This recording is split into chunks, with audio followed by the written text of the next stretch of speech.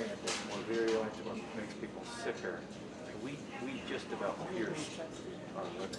This has obviously been a pandemic with seemingly no end, and the stresses on frontline healthcare workers, on nurses, on doctors, on staff are just really hard to comprehend if you don't sort of come here in person. We're obviously continuing to try to get emergency funding to hospitals, to state and local governments right now, and so I want to learn what more I need to be working on in order to keep people safe. And what we need to do to make sure that we continue to move folks into the healthcare workforce pipelines so as to make sure that these places remain well staffed. So really wanted to be here to learn how Norwalk Hospital is doing, to see the trend lines on Omicron, to learn what more I can do to help, and primarily to say thank you to all these incredible staff.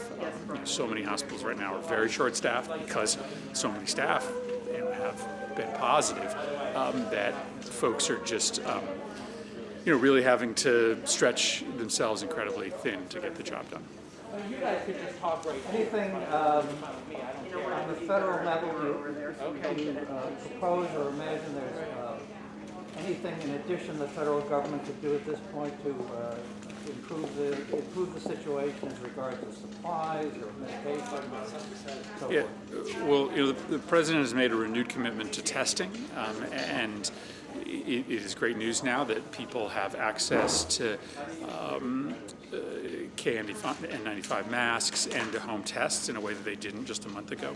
We need to get tests into families' hands so they can make better decisions about whether their kids should be in school, whether they should be going into work.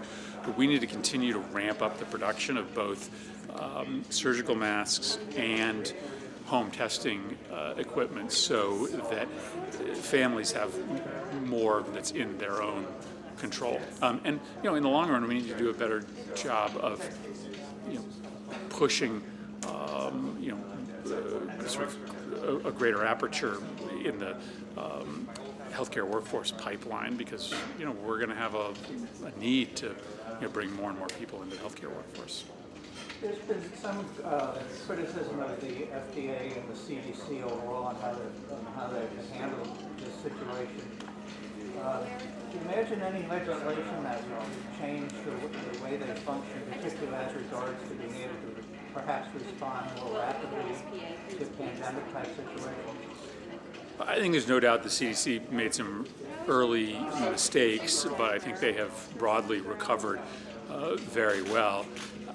I think right now we're still in crisis management, but we are going to have to take a serious look at how we better prepare the country.